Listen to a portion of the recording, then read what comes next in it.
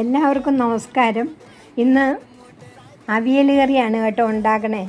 പച്ചക്കറികളെല്ലാം വൃത്തിയായിട്ട് കഴുകി അരിഞ്ഞ് പാത്രത്തിലാക്കി വെച്ചേക്കുന്നത് കണ്ടല്ലോ. ആ കഴുകി അരിഞ്ഞ കറിയിലേക്ക് ഇച്ചിരി അല്പം മഞ്ഞൾപ്പൊടി ഉപ്പും ഇട്ട് 1/2 ഗ്ലാസ് വെള്ളം ഒഴിച്ച് കുക്കറിൽ ഒറ്റ വിസിലിൽ ഇറക്കി വയ്ക്കുക.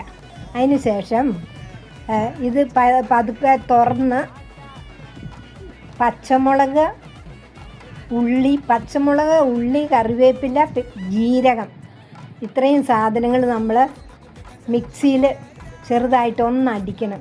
ഒന്നടിച്ച് കഴിയുമ്പോൾ എന്ത് ചെയ്യണം? ഒന്നടിച്ച് കഴിയുമ്പോൾ ഇറക്കി അത് ഇതിലേക്ക് പൊത്തി വയ്ക്കുക. പൊത്തി വെച്ച് തണുത്ത് കഴിയുമ്പോൾ ഇത് തുറന്ന് കഴിയുമ്പോഴത്തേക്കും 1 സ്പൂൺ തൈരും 2 സ്പൂൺ വെളിച്ചെണ്ണയും കൂടി ഒഴിച്ച് മിക്സ് ചെയ്താൽ കറി നല്ല ഫ്രഷ്. എല്ലാവർക്കും